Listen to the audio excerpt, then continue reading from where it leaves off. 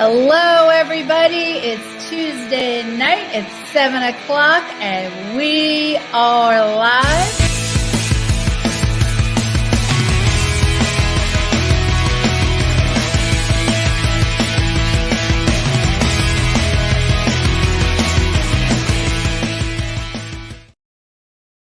Hello, everybody. It's Tuesday night. It's 7 o'clock, and we are live. Welcome to V-Talks. I'm your host, Veronica Brockwell.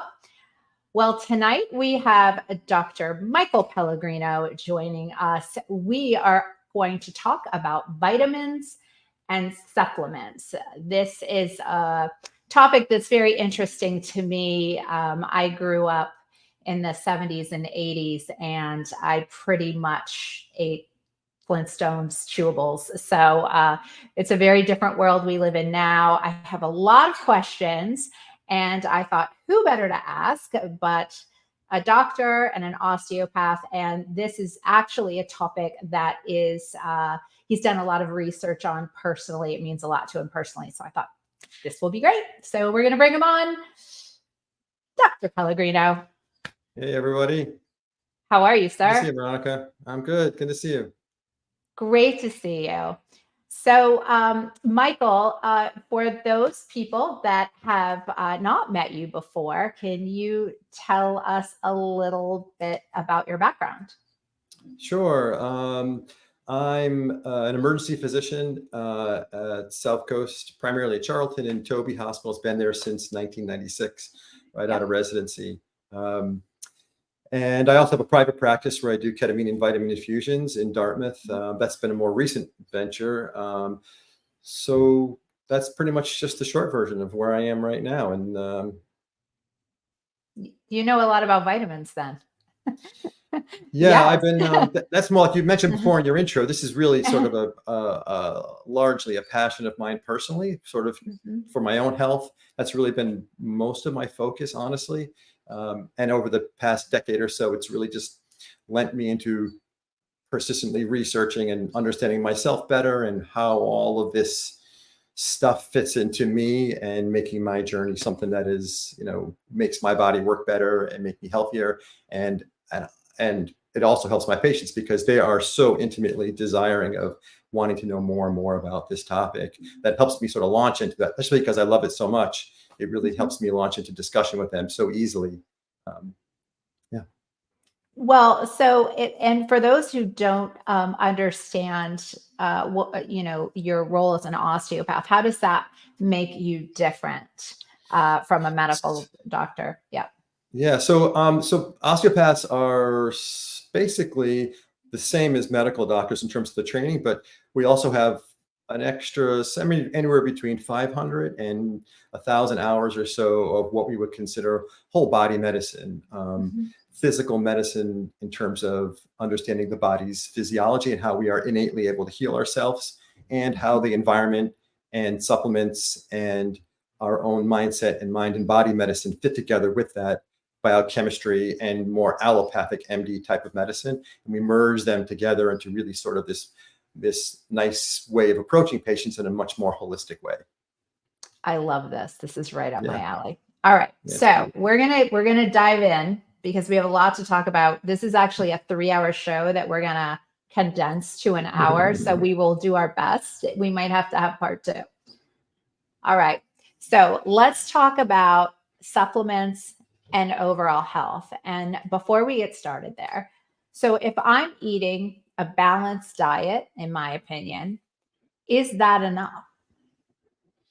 So it depends on a lot of things, right? It depends on you as a person, depends on what your activity is like, what your underlying medical issues are, what your real diet is really like, because people have different perspectives and understanding as to what maybe their diet really is actually like compared to what maybe it realistically is when you really dive into it. And also, and I kind of look at this, again, I reflected back on myself, but it depends on what I'm doing. Depends on the time of year, depends on my activity level. It depends on how I'm feeling, depends on where I'm traveling. All of those things fit into how I decide whether or not certain supplements may or may not fit into what I need for me personally. So if your diet is good, we could dissect that a bit and maybe understand it more clearly and how you're feeling.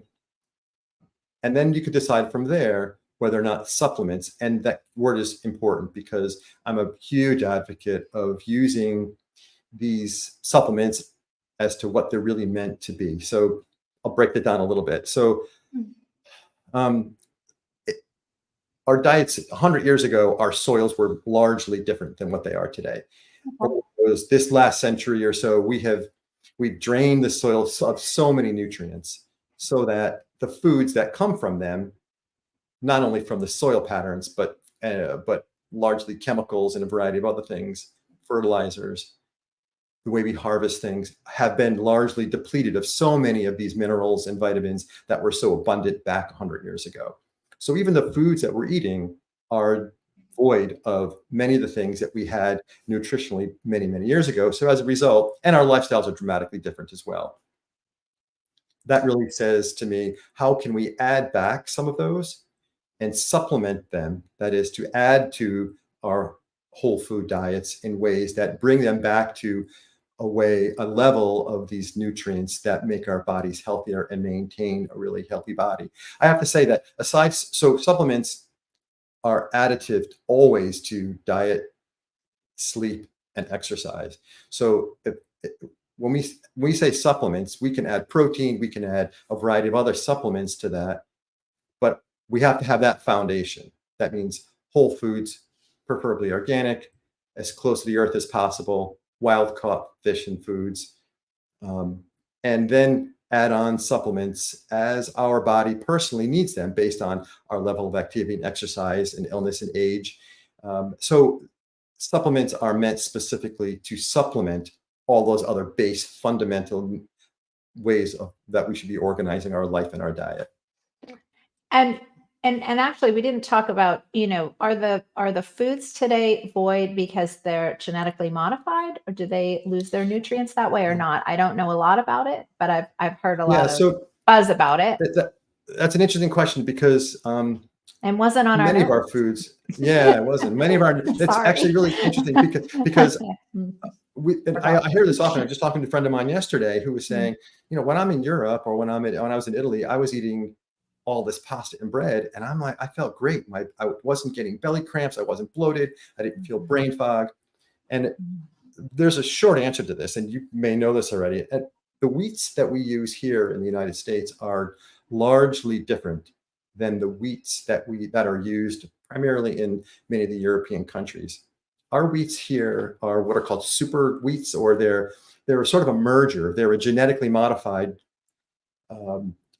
grain that has basically merged over 100 different species of these wheat genetics. And as a result of that, they grow faster, they yield more, they last longer, they're higher in caloric value often, but less in nutrient value. But what they also have are over all of those genetic combinations of glutens. So that one grain that we eat primarily here in our wheats and our white breads, even if we set aside the processed nature of them, we're exposing ourselves to these over 100 different types of glutens molecules to our GI tract every time we're eating these things. The wheats that are used in Europe are not like that. Largely, they're far fewer different levels of gluten, different strains. So we're exposing ourselves to these all the time, causing this chronic GI inflammatory sort of pattern that results in poor nutritional absorption, all the other symptoms we get as a result of that's a whole nother tangent we can go down in terms of GI and gut. That's another show, I think. Yeah. So you're saying, so when we were talking about, can diet alone be enough? It's tough to have that. I mean, depending on how you eat, that's tough, right? Yeah. I think it's really, really important to be super intuitive about your body, because what you eat and what makes you feel good, what makes you work out better, sleep better, be mentally more clear, gain lean muscle, all those things that we want is different than what makes me feel that same way. So this is sort of a constant. I modify my diet and what I take for supplements every week to months, and I roll things around based on what I'm doing, the time of year, my activity, and how I'm feeling. So for you, it's your diet may mean that you are lower caloric intake and overall in a given week or two because of your activity or how you're feeling, or you may need more proteins and more fats, and or you may need other supplements to sort of help you feel more energetic and feel better and more mentally clear. So this is really a sense of you being intuitive about your own body and utilizing that as a catalyst to decide on how we are eating to live and not living to eat, as they say, right? So, and that's a different mindset because I grew up, eating pastas, bread, and that was our focus, was eating all of that all the time, and you literally lived to eat. And for me to switch things over in my own mind to learn to eat to live and not just live to eat was a huge mindset for me to change over the years. I like that and term, I think eat to live, right? Yeah, I love that. Yeah. Okay, so how do supplements work within the body? So how do they work? So for example, and this is kind of a big one for me, calcium. Because I've heard a couple of different things on calcium. For example, we take all these calcium supplements to prevent our bones from being brittle. But then when we make calcium ourselves, I mean, like our bones are not solid, they're fluid. Are we making our bones more fragile, I guess is what I'm saying, by taking too many supplements of calcium? Does that make sense? Because I feel largely in general. Yes. In general, I'm not a fan of calcium supplements. So Okay. iron in general, iron supplements, calcium supplements are probably two that I am not a fan of taking, unless of course you are iron deficient or you have a particular reason to have low calcium levels and low bone densities that would require additional supplementation. There's not a whole lot of benefit, and probably actually there's some good research that tells us that adding iron to your body when it's not needed or adding calcium to your body when it's not needed can actually cause more harm. And we tend to want to focus in on adding supplements. To answer your question as to how supplements work, say in general, it is to add supplements or add things to fix a particular problem. So if we know it's a problem, that's great. But in general, we're better off adding things to our body to provide the substrate, or that is to say the pieces that allow your body to take those pieces, build what it needs, put it where it needs, and in a normal physiologic way. And I'll give you a brief example. We can get into this in more detail about specifically what this is. And I'll try not to get too nerdy and too scientific about it. Well, I kind of need you to get nerdy because honestly, Michael, I am so confused. And I know everyone out there is too, because we're not doctors. We go to the doctor, which is wonderful. And they do a few blood tests and you go home and I'm literally looking at, okay, I have to take calcium. I have to take vitamin D. Now I have to take omega-3 fatty acids. Now there's like ashwagandha. What is it called? I don't know. There's like all these, and pretty soon you've got like a cup full of vitamins and your multivitamin because your multivitamin isn't enough. And then you have your vitamin C. Oh, can't forget that. Now I found out, you're supposed to take vitamin B12, but then you need to take the magnesium to absorb the calcium to absorb this. This is me talking. Yeah. And I have you or somebody else, to talk to. What do you say to, Susie at the grocery store? Yeah, I keep it pretty simple, and I look at the research all the time on this. Yeah. So I kind of use my scientific background to understand what that means and what really pans out to show these things actually work. And then I take all of that stuff and I say, okay, what do I need for me, for how I'm feeling, based on my blood work, and supplement myself based on my activity level and my workouts and my diet patterns and how I'm feeling, the time of year, And then I modify this. This is an ongoing basis. Like I mentioned before, I modify this all the time. You can spend $1,000 a month on supplements, largely all wasted. It's very easy to do. And so again, now the caveat to our conversation is that what I take and how I live my life and what I'm doing does not necessarily mean, like I mentioned for you, that is what you should be doing. This is a take the information and understand your body, your blood work, how you're feeling, being very intuitive, and combining that to a constant. This isn't just take a pill and you're going to feel better. I try to really steer my patients away from just taking a pill because I said to take it and you're going to feel better.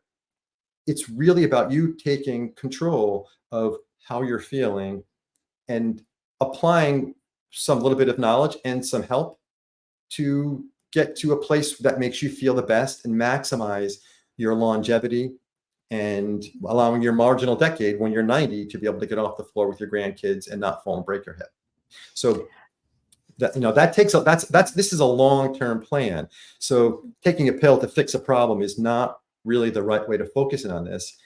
Everyone needs to sort of be their own advocate, their own educational development, and constant pursuit of themselves feeling better. Now, the caveat being that I like doing this. This is what I do all the time. And this is what I really enjoy doing. I wouldn't expect everyone to read all this research and understand all this stuff and then apply it to themselves. So there's some middle ground there. And that's kind of where we are today, right? With this discussion to sort of help put you in a space that will make you say, okay, I have a good launching pad for me to start, and here's where we're going to go from here. So, and we could talk about things like you mentioned, omega-3s, which is, I try to pick some of the top. I was thinking of what were the top, say, 3, 4, 5. Right. We want to know, like, people are taking. I'm going to take a multivitamin. Okay. So I got my multivitamin. I'm all set. I just have like a basic vitamin. And now, so, multivitamins are, again, multivitamins come in a variety of sorts. Some of them have iron and calcium, right? And then they'll have a section that'll say proprietary blend, which will have not even amounts. It just has a list of another 50 herbs that are on there that no one has any idea really what concentration they're in or really what their dosing is. So I do my best to stay clear of those things because they're largely, in my estimation, gimmicky and not really giving you what you need. I like things that have fewer variables so that if something is not making me feel good, I can remove it or change it or modify it. So if you have too many things, you don't know what's causing you to not feel good. Or I also like to do blood work on things myself regularly or with my patients regularly so that we can see. I'm an advocate of seeing what your problem is, trying some things, checking out your lifestyle, changing your diet, assessing your sleep patterns, and your exercise patterns, drawing blood work, seeing what you may or may not obviously be deficient in, or if there's some glaring things, and then adding something and then reassessing it and seeing if what you're doing is working, both by how you're feeling and by what the objective stuff looks like when we do your lab work. So that's kind of my general philosophy. And I do this on myself, by the way. This is not something I just say. In fact, most of my patients in the emergency department really don't fit into this bucket, except although they do curve me largely because they want to know these things and they're not getting the information elsewhere. And in my practice at Thrive IV, that these patients, even after their ketamine infusions and they're feeling better, they really want the rest of the piece of that is how do I maintain now that I feel better? I'm exercising, my mood is elevated, I'm going outside. How do I keep that going? And that's largely the other piece, which is the exercise, diet, and sleep patterns, and then supplements on top of that. So we can talk about a few of the supplements too that I thought were the most common that people may be thinking about in their heads or even be utilizing and have some questions about. And omega-3s is probably one that is, this is a big one now these days. It is. And important. I think it's really amazing. I think that it's always been sort of in a bit of the limelight / background up and down based on what we think was happening based on how these fatty acids work and what we think we saw the blue zones, right? These centenarians, these people that live to be in the 90s into their hundreds, and what their what were they doing to be living so long? Yeah, their diets, and maintaining right? their health.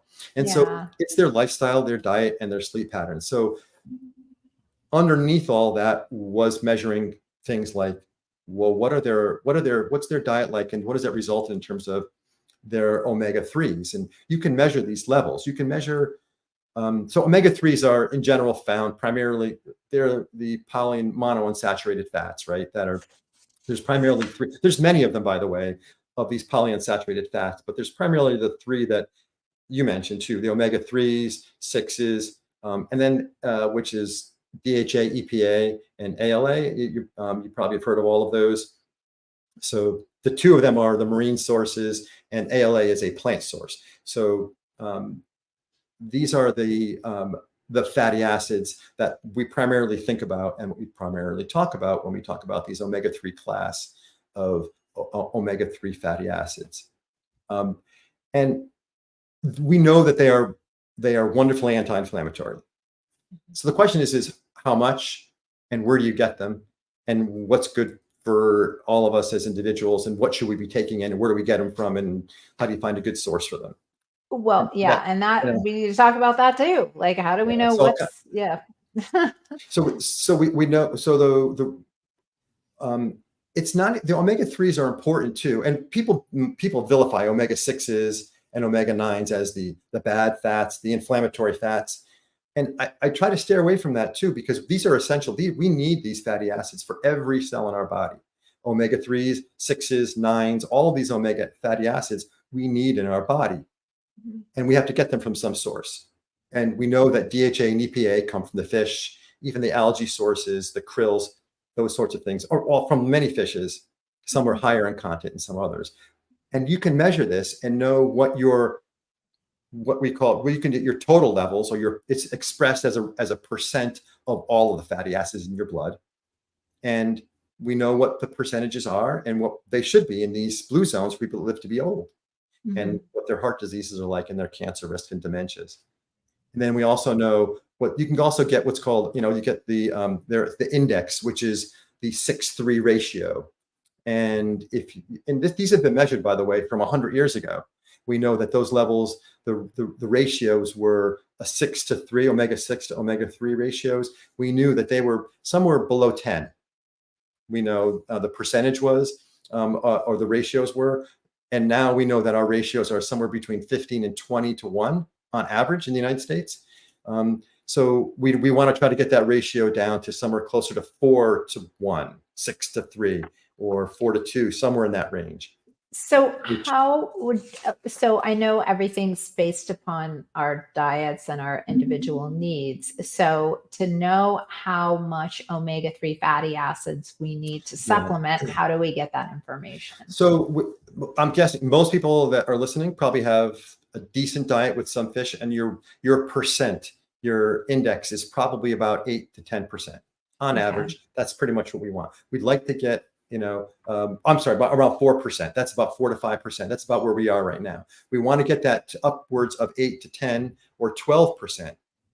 That's really where we would like to get our percentage. So on average, I would say that's somewhere between 1,500 milligrams and 2,000 milligrams of omega-3s. That's omega-3 a day. That will raise you to somewhere from a 4 to an 8, say, on average. Okay. On that, what happens to me if I take too much? Because I really don't know, and it's just a big guess, and I take 10,000 milligrams a day. What's going to happen? And in a single dose, it's not going to be a problem. You probably will get nauseated. You might throw up and get some diarrhea. But in general, for the most part, it's not a problem. Long term, it will impact your blood clotting ability. It can thin your blood out, actually, largely. And so you do have to be careful. You do have to be careful, and it can. And so, if you're on blood thinners, you're hypertensive, you have, some other fragilities in terms of falling. It can make you bleed more easily. You may get more nosebleeds if you're taking extra or a lot of it. And again, these are sort of intuitive things. Some people will take 2,000 milligrams a day and get more nosebleeds, and say maybe 1,500 milligrams is better for me.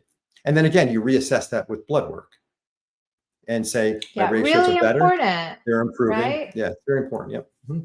Yep, to see And the other thing, your only thing primary about, care and get these tests, at least get your yeah, blood work done. and Yeah. at least have a baseline, and then you kind of know where you're going. You can check. So in order to get these things too, you can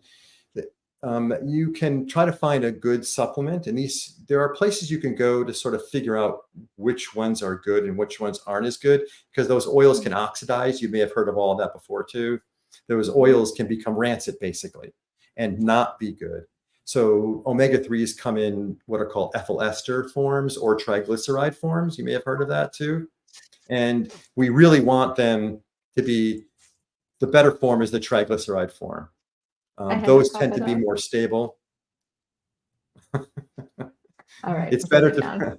Hi, Yeah, Mom. it's cute, right? Hi, Mom. Sorry, I didn't mean to interrupt. This is really interesting. That's okay. I don't remember which banner we had. I think that was it. I don't know. But anyway, go ahead. Yeah. So where was I? So you can Triglycerides. actually, yeah. So you want it in the triglyceride form. So there's different forms of these omega-3s. The ethyl esters are less stable, but it'll stay right on the bottle. So these are things to look for that just kind of narrow it down to triglyceride form.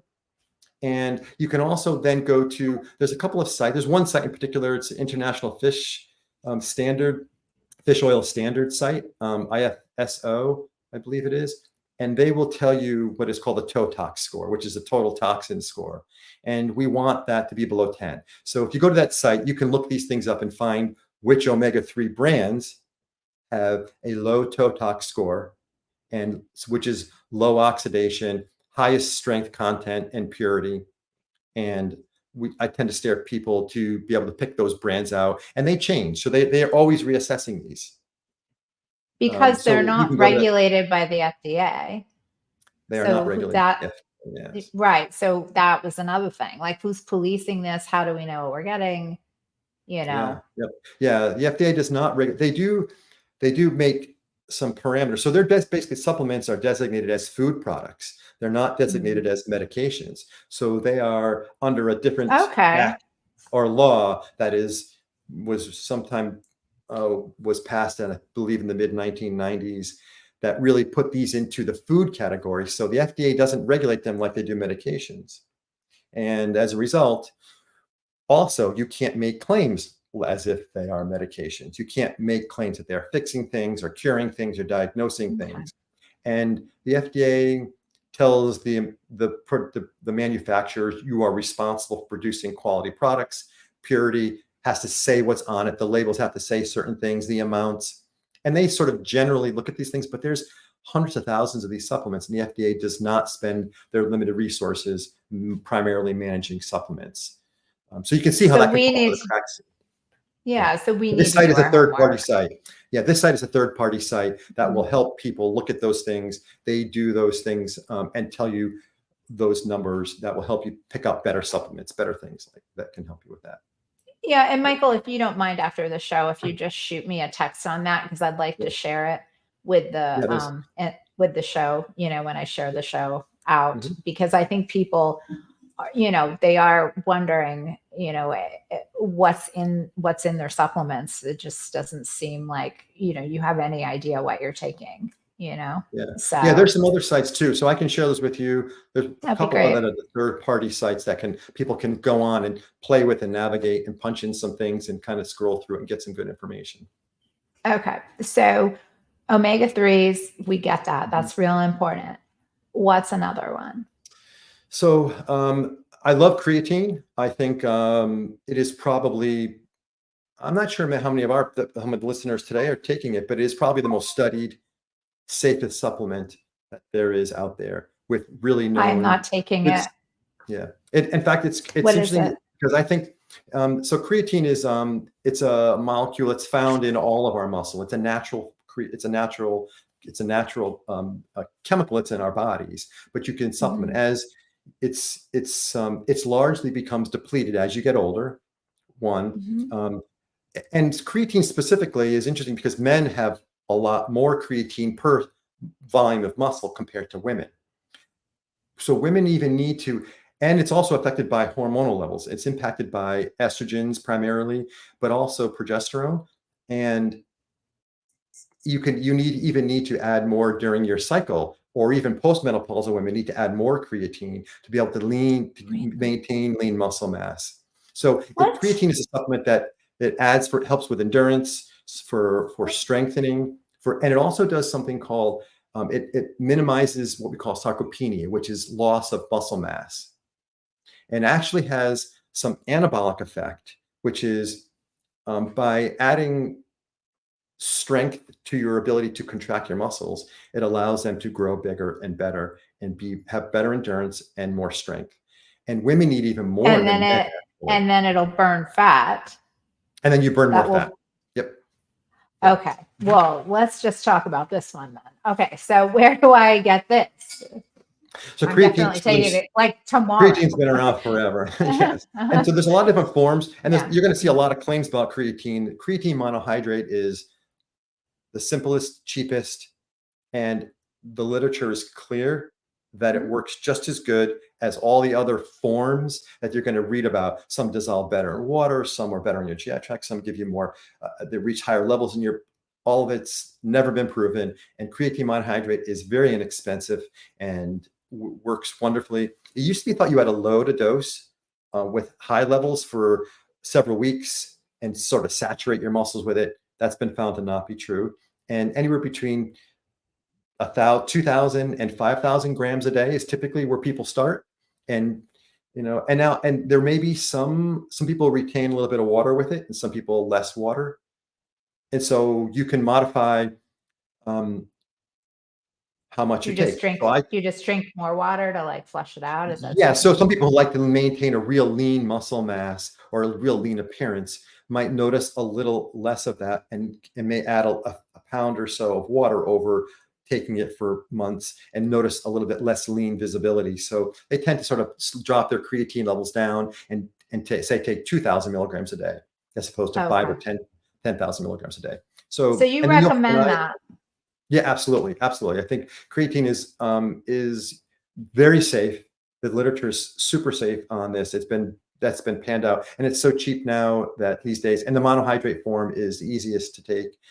It won't give you GI upset. You can mix it right in with your smoothie in the morning. The only caveat to that is I have to say there's some recent paper that came out that said that creatine and caffeine probably should be taken hours apart because of the caffeine and the creatine using, I won't get into too many details about the transport mechanisms and absorptive abilities of it, but they utilize some of the same receptors and they compete for each other, and caffeine wins.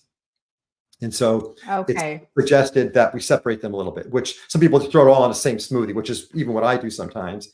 And so you can't even imagine what your smoothie's like in the morning. And you go and do triathlon. Yeah, right? I try. I'm a weekend warrior, but I try. Yeah. Okay. All right. So can you send a link for that one too?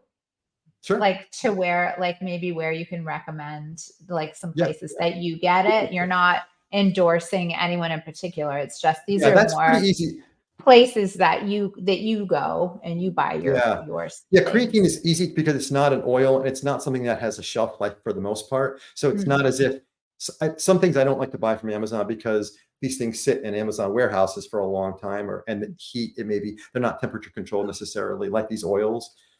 So I tend to like the creatine is a powder and it will last forever and doesn't really cause you a problem. So. All right. So what's your next one?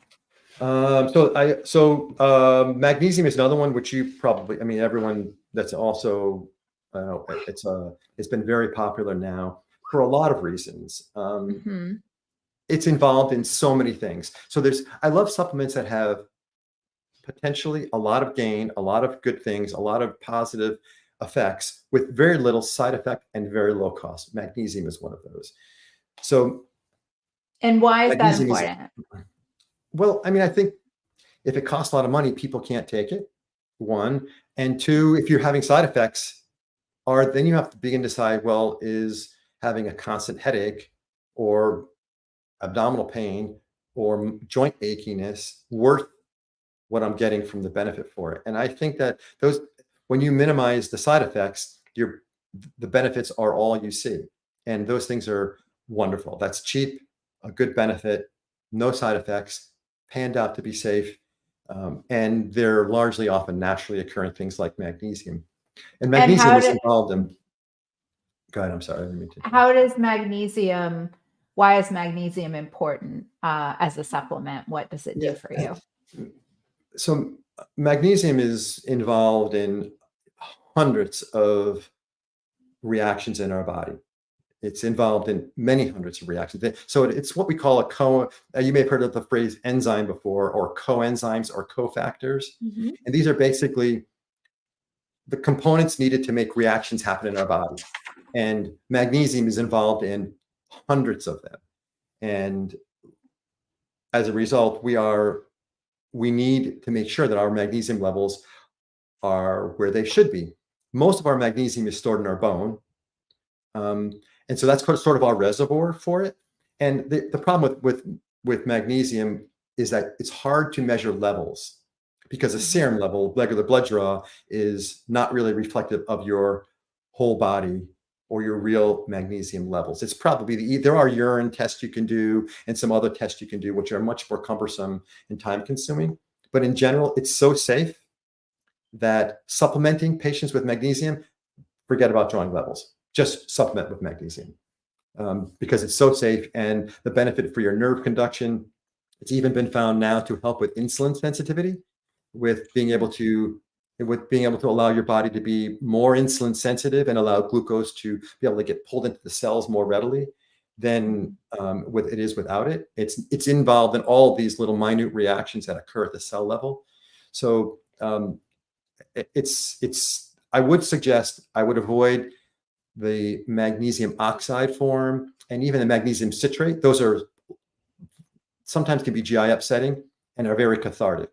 If anybody's ever had a colonoscopy prep, you take mag citrate very often to help clean you out before the colonoscopy. So the other forms, what are called chelated forms, which are things like magnesium glycinate or malate, which are sort of bound to these other molecules, which allow them to be better absorbed.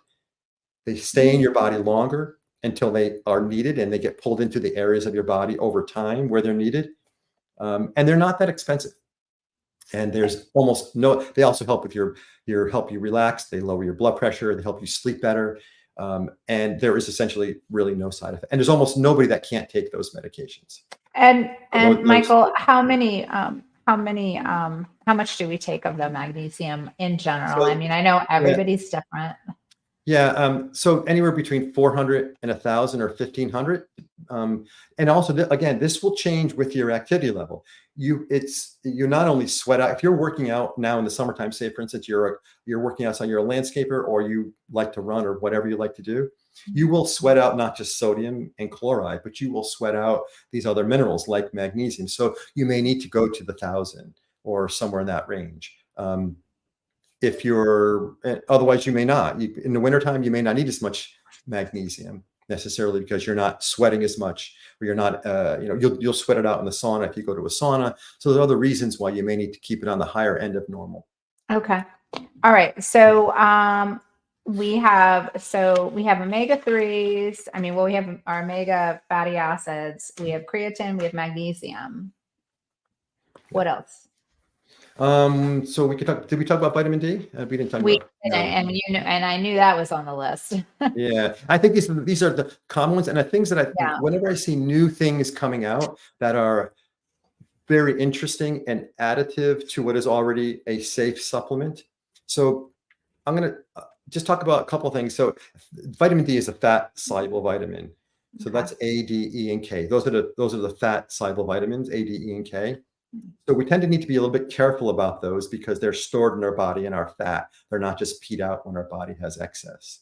Yeah. So so there's a couple of reasons to avoid taking too much of these fat soluble vitamins.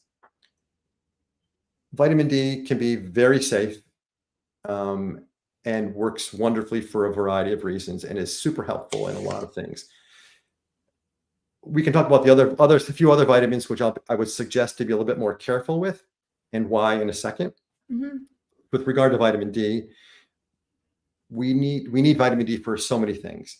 Mm-hmm. more recently, we found that not only do we need it for absorption of calcium and for laying that calcium down as bone and creating safe and stable bones along with magnesium and phosphorus, but we've also now found that vitamin D, along with, you may have heard of it, often it's mixed with vitamin K. Yeah. Now these days. So that's because of some research that came out that looked at how vitamin K and vitamin D work together in the body and really revealed a lot of really positive things. So vitamin D is, normally we get it from the sun and our skin, right? So around here, it's hard. You need about 20 minutes a day, about 40% of your body exposed to sun every day to, on average, maintain a normal level. So say that's between 30 and 90. I won't go into the units, but in general, so you're somewhere in between. You're probably around a 40 or a 50 if you could really do that. There's a lot of variables there. And I would prefer people to get their vitamin D from sun exposure that's gentle like that, 20 minutes a day or so. But we need to often add, again, measuring levels is important, knowing where you're starting. Yeah. And then adding some vitamin D, D3 supplement to that. And then now I personally, I add vitamin K2 to that as well. And what's called the MK7 version of vitamin K2. So vitamin K comes in several different forms. The MK7 form is the one where the research is telling us that it has many beneficial effects in terms of not only calcium absorption for our bone, but also calcium resorption from and prevention of valvular calcification and coronary and vascular calcifications. Oh, okay. So this gets a little bit in the weeds, and I won't get too much into it, but just in general, we know that calcium is a sort of a late finding in heart disease and in coronary disease. And it's a stabilizing factor. So we know that calcium is deposited when people have coronary injury or blood vessel injury. But when the MK version was studied and added to vitamin D, it was found that it actually not only removed some of that calcium once those plaques were stabilized, but it prevented even soft plaque from progressing and getting worse, and even reversed some of that coronary disease. So there's some more nuance to those studies in terms of the level of disease that was there initially in those studies. But in general, the mechanism works. And so then, again, measuring your own levels, understanding your own body, and how this may apply to you is sort of really, really important. And I know for me, I take 100 or so units of both of the vitamin K2 MK7 version along with my vitamin D. And I do about 4,000 units of vitamin, 5,000 to 6,000 in the wintertime. I drop back to maybe 3,000 to 4,000 in the summertime because I'm outside much more and I follow my levels, and I like to stay somewhere around the 80 mark. That's typically where I like to stay. I'm sometimes 90, sometimes I'm 60. I noticed I dropped off last time I drew my blood work down into the 60 range. And so it was as the winter came around, and I don't use sunscreen either, by the way. I use zinc if I'm going to use sunscreen. I don't use anything, no chemicals. So tough, right? We use and women are always putting stuff on their bodies, all kinds of stuff. I don't even want to talk about it. So not only is it covering up your body from the sun, but it's exposing your body to these chemicals of all these things on your, I mean, think how much surface area of your just coating with things.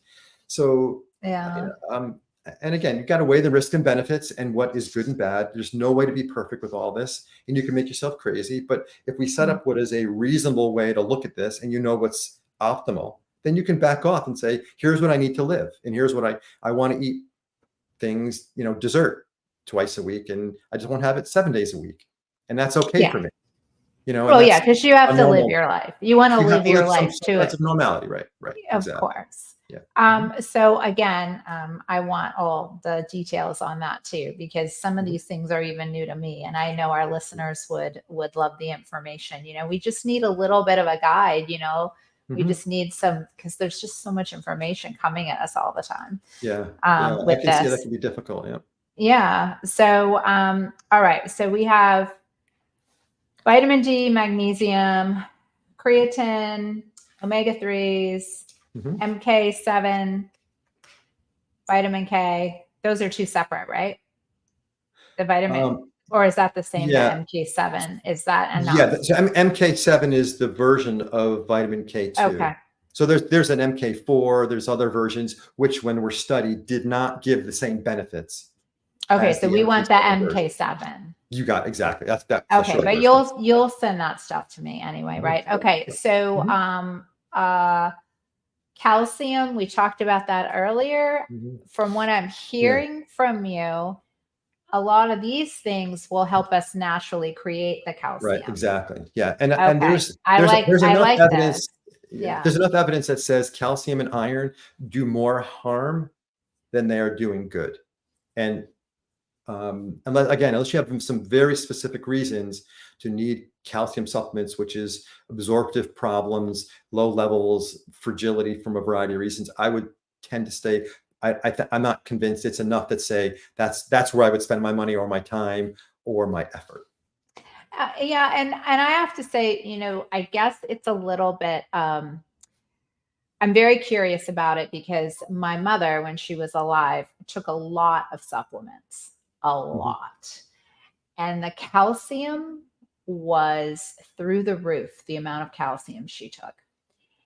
And every time she fell, she broke something. Like her bones were brittle.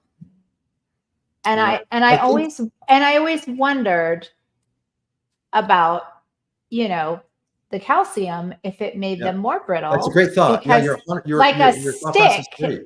Yeah, but I don't, I'm not a doctor. I didn't know, but it just seemed strange that a person that took more calcium than I've ever met in my life is breaking bones. Yeah. So calcium is if you look at bone, you can look at bone that is formed, that's strong. It looks different under the microscope than that is randomly placed calcium. And it's not, that is rigid and hard, but very fragile at the same time. It's like ice. It's very hard, but you drop it, it will crack. And I think that we kind of mentioned at the beginning about how I think that sleep pattern, exercise, and diet are primarily where 95% of your focus really needs to be.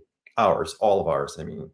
And so as part of this building strong bone, I have a family of my own, and I encourage them at my young family to really start this bone strengthening journey now, because otherwise you're trying to fix these things later on, and they take years to develop, like most of our chronic diseases.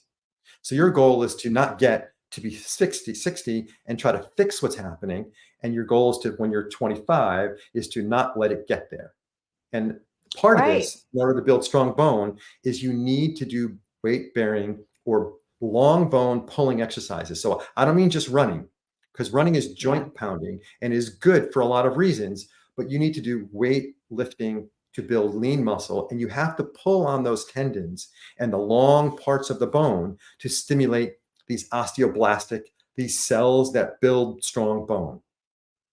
And so as part of the vitamin D, as part of the K2 supplements, as part of having a well-rounded diet and sleep pattern, you need to do those other weight-bearing exercises to build strong bone, because it takes years. You want to be able to have a reservoir so that when you're 80 and you fall, you don't break your hip. And that means lean muscle and strong bones. And that takes years to develop, just like heart disease takes years to develop. So the goal is to try to get there from when you're younger and get young people to sort of know these things younger. And hopefully they get to be 90 and they're, like I said, able to get off the floor with their grandkids and not stumble and fall.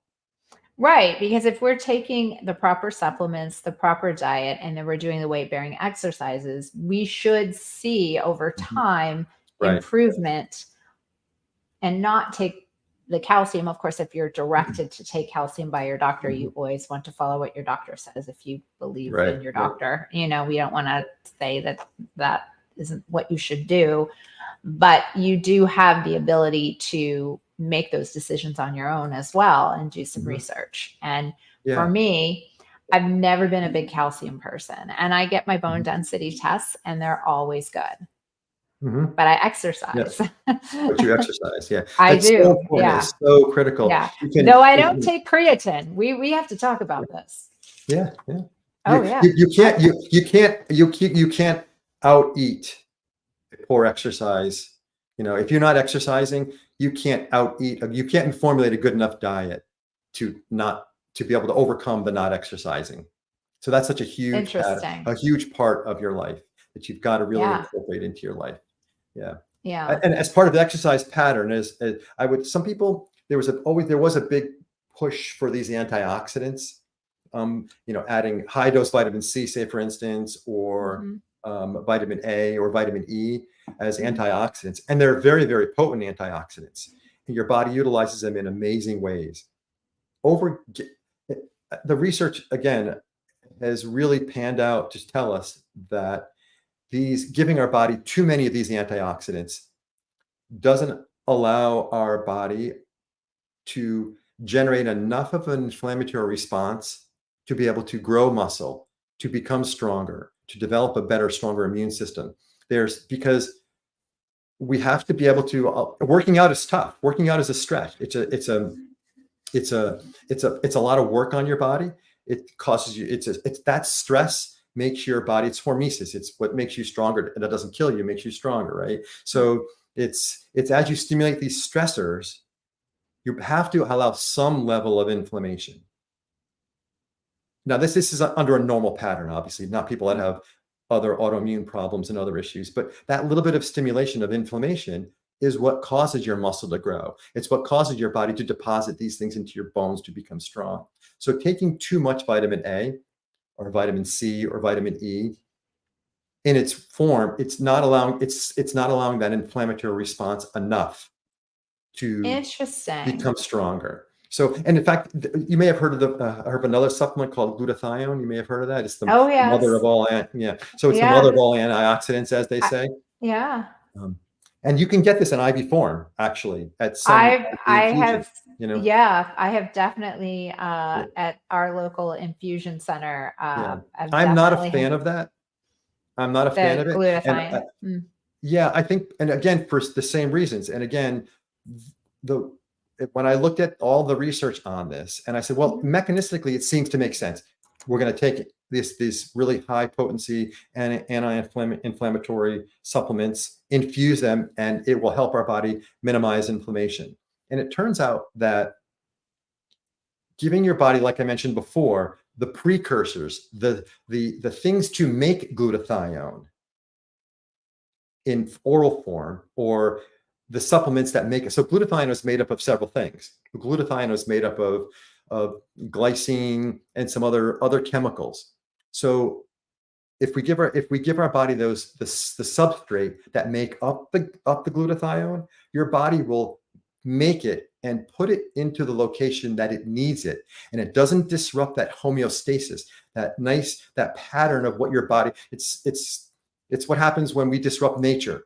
We can never do it perfectly, right? It always gets disrupted in a way that is disruptive in some way, even though you think it's only one thing. It's really not. If we put glutathione in our whole body, we don't allow the right level of our cells to cause inflammation and grow and create new things and make new mitochondria and grow new cells. We turn these things off. But if you give your body the supplements for these things, it will put it together where it needs it. And the research has panned that out. And so you're a fan of IV supplements, but you want the supplements that are going to have us naturally make the glutathione. Exactly. Is that what I'm hearing? So, yes, perfect. So like N-acetylcysteine, which is I'm the dumb it down girl. Yeah. So NAC or NAC. Yeah. And some other supplements, you can get them IV or even orally, and your body will take those and make it into the glutathione in a way that is healthier for you. In fact, your body makes glutathione primarily at nighttime. So I've had glutathione in an IV like multiple times, and I get so lightheaded. Like afterwards, like I have to sit for a while because even though it's administered slowly, because I get a little lightheaded. So it's strong. Yep. Yeah. It's usually done over, depending on what you're getting, but you can do it over hours if you need to. Yeah, it was probably like an hour. Yeah, but I haven't done it in a while, but I think I was doing a lot of that last year. Yeah, but that's interesting. That actually makes perfect sense to me. Yeah. Yeah, your body's amazing. If you let it do what it's supposed to do, it's really amazing to be able to do that. All right. So can we talk about vitamin C, and do we supplement that? So, in your opinion? Yeah, in my opinion, I would say there's very few incidences where you need to supplement vitamin C, assuming you're getting it naturally. Obviously, years ago when people were having scurvy, it was a different story. Or the rickets? What was rickets? Yeah. Was that one too? Oh yeah, that was definitely, sorry. Rickets is That's all right. The scurvy. Yeah. Okay, go ahead. So I think I don't really think you need to. I think that it fits into that category of too much of it it's a very potent anti-inflammatory medication, a drug or supplement, as they say. And there's very few reasons, and there isn't a lot of science that, again, this is my own opinion. Yes. And this is how I do this for myself. And this is my opinion and my understanding of the research and how I apply it. There isn't much that tells me that it is of benefit. In fact, there is some evidence that tells us that your kidneys will upregulate the excretion of vitamin C. So if you take too much of it, your kidneys will actually increase the excretion of the vitamin C, so much so that if you don't take it anymore, you will actually excrete too much vitamin C for a period of time until it re-regulates. So taking too much of vitamin C and some of the other antioxidants is not necessarily really, in my opinion, the right way to go.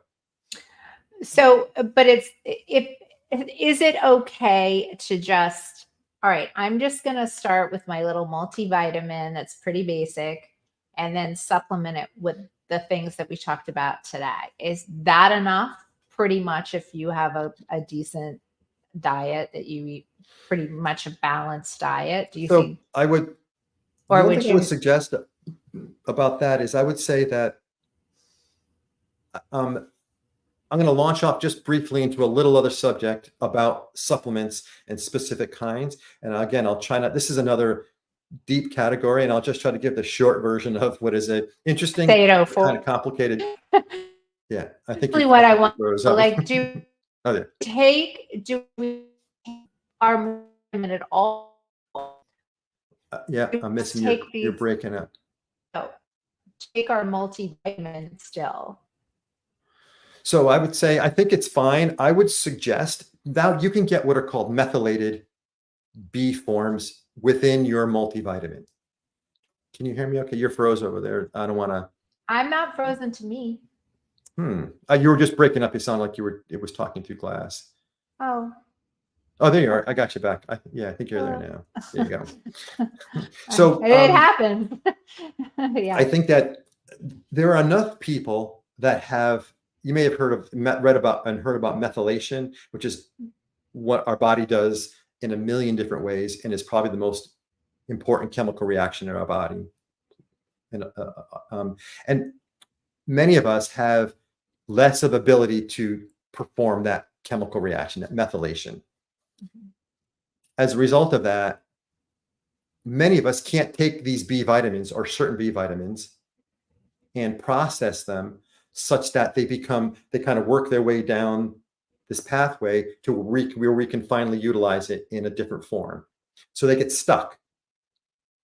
And that happens because many of us have what are called SNPs, single nucleotide polymorphisms, which is this sort of genetic mishap, which we all have to some degree, but many of them have it more than others. When you take the B complex vitamins in these methylated forms, you can bypass that step and utilize it in a way. And they're cheap enough now. They're very inexpensive. So when you look at your vitamin the back of it, you want to be able to take the methylfolate and the methylcobalamin forms So it'll say methyl tetrahydrofolate or methylfolate on the back Can of you it. send this to me too? Because I think this is really important that we share these little things. They're easy to take. You can get tests for these things, by the way. You can get genetic testing for how much you have difficulty methylating. In my estimation, they're so inexpensive. I'm just imagining asking my doctor this. It doesn't. Yeah, tell me you want an MTHFR test and see what he says. He'll probably say, "What is that?" All right. So you can do that. I would just suggest if you're going to take a multivitamin, is just take the methylated form of those B vitamin complexes. That makes it easier, and they're not any more expensive for the most part.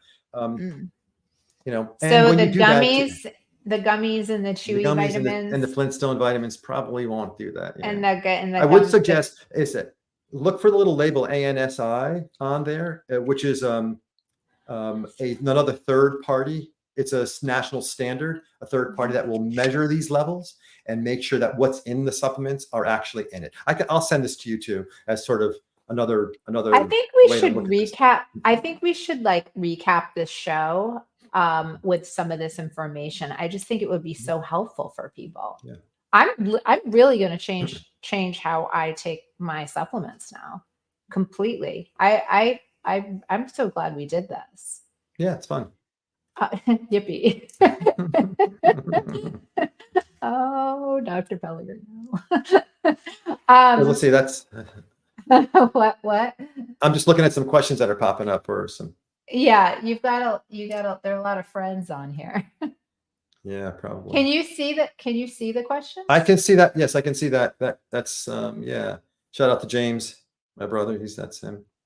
Yeah.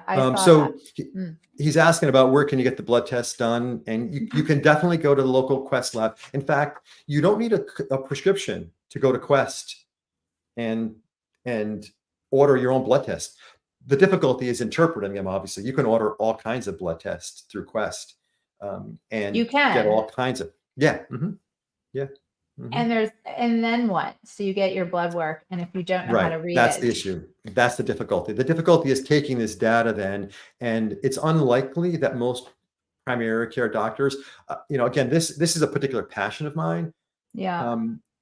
For a variety of reasons, which is another show we can talk about as well. But I think that this is something that most primary care doctors have to see 40 patients a day and are on their computer trying to just make sure that your blood pressure and your sugar are safe and stable, and that you haven't had signs of a stroke, and that you're going to make sure you're not living alone in danger. And that's it's so hard for them to be able to really delve into this in any really meaningful way. If you can find a really good functional medicine doctor, they're very hard to find. They're not covered by insurance, and you often have to pay out of pocket for those physicians to be able to help you with that. And so again, this is kind of what I like about this, is because I'm hoping it generates people to become a little bit of information that will then trigger their interest to become their own advocate, do a little research, read about some things, go to the websites of a variety of sorts, and be careful because there's a lot of stuff out there, but at least you have some more information to generate really good questions. So when you sit with your doctor in that 15 minutes, you can be prepared to say, my foot's really hurting me, and oh, by the way, here's the blood test that I want. Do you know much about this stuff? That goes from cholesterol testing to these other supplements and things that we just talked about, and help generate a really good discussion and have that level of comfort with your primary. And if they don't understand it, have them send you to a lipidologist. Say, for instance, if you don't understand your cholesterol patterns very well, have them send you to a cardiologist that specializes in lipidology. Or and there are centers even at the tertiary. We're blessed in New England to have so many tertiary care centers that have very unique centers. At Mass General has a lipidology section where they do nothing but lipids and fats and cholesterols. Wow. So it's interesting to, and I would suggest you try to utilize those resources, but go there with a sense of really understanding a little bit about yourself, what is good for you, and what your questions are, so you can build on that after every visit. That takes work. I totally understand. You forget almost everything. When you leave the doctor's office, you forget almost everything. And here too, that's why you're going to recap it to me. I'm trying to write stuff down. I'm like, I know this is not how you spell this. And by the way, and he asked about health insurance. Most of these are covered by your health insurance. And when you order these blood tests through Quest, the key to that. So the key is there has to be what are called diagnostic codes that will trigger the insurance company to say, yes, these tests were justified. So things like unexplained weight loss or bone fragility or mental loss of mental clarity or chronic weight gain or weight loss, or certain things that will allow these tests to be put through the insurance, where the insurance company will say, yes, these meet the criteria to be paid for, and and every insurance company is different, obviously, how much they'll pay and what your copay would be, but those things are necessary. So ordering them yourself puts you at a bit of a disadvantage to understand which of those codes are needed to justify them so that your insurance will pay and you won't have to pay out of pocket. You won't get a bill for $1,000 from Quest. Well, I could talk to you for like 3 hours, but it's 8:15. We might have to do the show part 2 because there's so much. Yeah, and there's many other supplements. There's so many other supplements we could talk about. We can talk about protein supplements and what else? And all that stuff. Well, before we buzz out of here, is there anything else somebody we need to go out and get other than that you feel like are needed? No, I think all the other things I would love to talk about at some point is in terms of supplements is what we can do to really, and I mean, protein is probably the other big subject pattern that is really out there now these days, and what is really how much protein? Good, strong, lean muscle. How much protein does somebody need a day? I think in general, it's somewhere between 1.6 and 2 milligrams per kilogram. So that's about a gram per body weight, I would say, is probably the easiest way to look at it. That's about the minimum you should be taking a day. And that's a lot. That's a lot of protein. If you want to prevent muscle loss and you want to maintain lean muscle, it's a lot of protein. Yeah, that's a lot of protein. That's a lot of calories. Yeah, I think, well, if you're, depends on how you're getting it, right? I mean, protein is certainly not as calorically dense as the fats are, but it's often hard for me to get that much because I time restrict, which is another conversation, ketogenesis and time restriction and intermittent fasting, which is another big subject. So I often will time restrict for my eating. So to get that much protein in, say, an 8-hour eating window for me is often very difficult. Remember, too, that it's important that you actually need more protein on your non-workout days.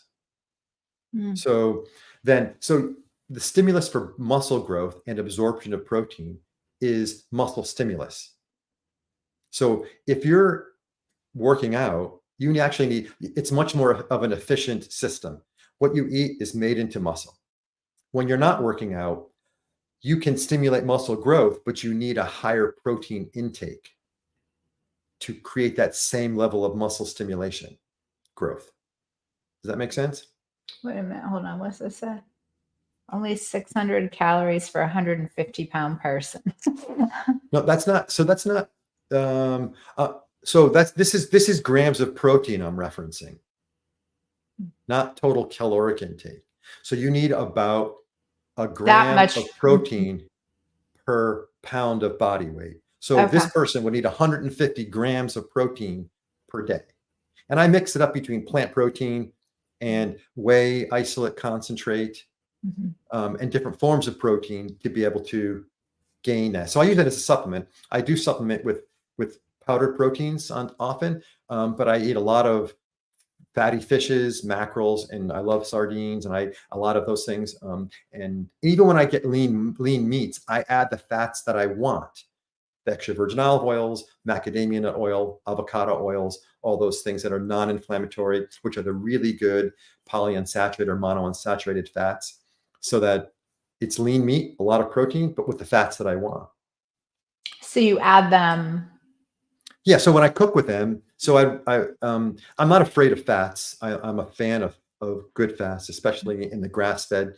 We talked about this, I think, a little bit last time too, how grass-fed meats, and when animals are fed primarily, or they avoid the grains and the corns, their omega-3 levels are much higher. And so the ratios are really good. So I tend to like that better. And then if I add fats, I add the good fats. So I enjoy that much better, making the meals and the content what I want in terms of the fat ratios and the protein ratios. I minimize my carbohydrates most often, I have to say, although Easter, I totally went off the rail, and What'd you it was eat? amazing. Yes. What'd Oh, you eat that was like bad? Well, I had yes, all the, your wife has told me you are very strict with your diet. yeah, I'm very good, but I Yeah. have to say, well, I mean, I had blueberry pie and I had What? coconut cream pie, and it was amazing. Did she make it though? She made it homemade. Yes. Yeah, so How she can I probably not? How could I not? made it Yeah, healthier she's an than amazing cook. Yeah, there's no way I yeah. could not. It was delicious. It was She's so wonderful. And yeah. lovely. Oh my goodness, if she's out there, I just think she is just the most lovely person. That's awesome. Yeah, I'm great Yeah, advice. she is. She's great. All right, so you went off the rails Easter. That's good for Yeah. you. So that's a whole. So this whole Yeah. dietary issue, and whether it's time restriction or whether it's low carbohydrate or high or whatever the pattern is, and again, everyone is different. I'm figuring out what works for me. Okay. So, and how it's changed my body and my ability for workouts. So I would happy to answer questions and talk about all of this stuff, different dietary patterns, whether it's OMAD or whether it's, eating all day long, or whether it's higher carbohydrate and low fats and more there's all sorts of ketone supplements you can take now, which is a whole nother conversation about how they impact your brain and your thinking, and exercise patterns. So we can a show without really interesting. Yeah, that'll be a fun show too. Yeah. Okay. I keep talking questions I have still. It's just so we should probably wrap it up. What was super helpful for me, and I know if I could share the show, if I could just read the vitamin talked about saying. I'm only catching pieces of what you're saying. The sourcing vitamins. I think I got some of that. The sourcing. I'll text. Yeah. I'll text you. Okay, great. Are there any more questions? I'm happy to kind of run through anything, if anything. It's been more comments than questions. My brother had a couple questions. Did you answer those? Question about blood type, right? What is this one? He had a lot of questions. I don't have my glasses on now. I can't read them. They're so tiny. What does that say? Yeah, and he raised the question, which we just mentioned, is that after you get the results, basically, what do you do with this stuff? Yeah, and that requires a bit of homework, because there is no real good source. If you find a good functional medicine doctor, they're a wealth of knowledge and are very, very helpful in that regard. Yeah. Otherwise, you have to be really your own strong advocate. Do a lot of exploration, understanding yourself. I would not rely on just going to the doctor and saying, "Here's my lab result. What do I do with all this stuff?" Because you'll either be misdirected, or you'll not get your questions answered and be frustrated. And I would suggest that if you start at that level and say, I'm going to be my own advocate and do my own research, and then I'll go to my doctor and we'll have a discussion and we'll generate a relationship that will help me get to where I want to be. That's really the way to start. I wish I knew who this was. On this here, it just says Facebook. Hi, V. I'm late.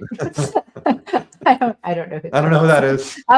We'll find out. We'll find out. We'll find out later. It's probably on one of the other pages, because I have it going on a bunch of pages right now. Shout out to, by the way, Anthony and Olivia in Florida. They told me to give them a shout out when we were on. Oh. I'm hoping they're watching. My daughter and her boyfriend are in Miami. Oh, that's great. I love it. All right. Well, my friend, we're going to wrap it up because it is late. I will see you next month on the show. I will probably see you earlier than that. Yep. Otherwise, but let's plan on our show for next month. And I've really enjoyed this. And me too. Yeah, it's always fun. All right, my friend. I'll see you later. Nice to see everybody. Take care. All righty, bye now. Okay. All right, everybody. Thank you so much. I'm sorry we went a little long tonight, but there's just so much more information that I would love to get regarding vitamins and supplements. I think we'll do another show maybe talk a little bit about how much protein we need, how much exercise we need, weight bearing exercises. I think, this man's a wealth of information, and he practices what he preaches. So, but anyway, so thank you so much. We'll be back next Tuesday with my lovely ladies from Seahorse Behavioral. Oh, you know what? I didn't draw for the prize. Wait, I forgot. Oh my goodness. I almost forgot. Our sponsor tonight is Aspire Dental. And they are giving away, and actually their website is at the bottom of the ticker there, aspiredentalcare.com. And they're giving away a $250 whitening kit. It's a professional whitening kit with custom trays. So I'm doing this old school. I went through all of the links and all of the contest pages. And people were to comment, smile, and like their page. So here we are. I'm going to draw it now. Let's see who wins. All right. My gosh, I can't believe I almost forgot to do this. Okay. This. Vera Siciliano. So Vera, I'm going to be contacting you, but you won a $250 whitening kit from Aspire Dental, our sponsor this evening. So I'll be in touch. Thank you for entering. Thank you, everyone who took the time to watch. And I will see you next Tuesday. All right.